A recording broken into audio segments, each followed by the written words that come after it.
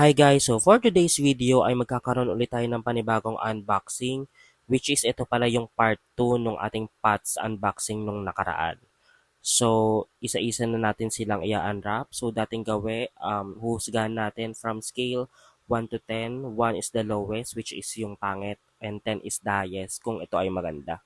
So para sa una nating pot, ito guys yung kulay niya, yung taas parang burnt na brown, tapos dun sa baba, yung half niya, para siyang cherry blossom yung kulay. So for this one, yung score ko dito ay 9/10. Tapos next one, i-unwrap na po na natin yung ating pangalawang pot. Ano nga bang kulay nito?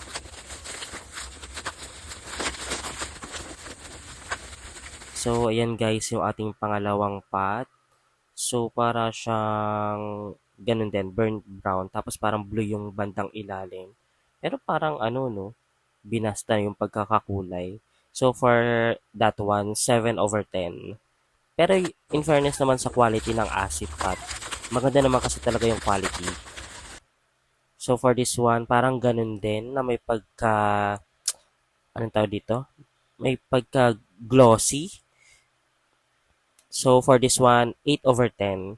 Kasi yung mga gantong kulay, yung parang mga pa-brown or mga neutral color, kahit anong kulay ng gymno or halaman ang ilagay mo dun, babagay. So, next one naman natin ay ito din oh guys, puro mga parang mga pa-brown yung mga kinukuha ko kasi um, yun nga, kahit anong kulay yung pwede mong ilagay sa kanila. So, dito naman 8/10. Kasi parang di kasi masyado pulido yung pagkakakulay, parang binasta na. Tapos, medyo mahal kasi talaga tong mga gantong klase ng pot dun sa acid pot. Parang ang bili ko pa nga dito during that time, 270 yung isa. Pero ngayon parang 250. Tapos ito, color blue naman. So, for this one, 9/10 kasi hindi ko din naman yung kulay blue. Kaso nga lang, kaya sila iba-iba ng kulay kasi wala naman akong choice kasi limited lang yung stock nung seller na binilhan ko. Tapos ito namang isa, medyo may kalakihan, last na yata to eh. Ito is 10/10. Gusto ko yung design. Ayan, mas maganda siya sa personal kaysa dito sa video. Tapos ayan no, may mga iba't ibang kulay.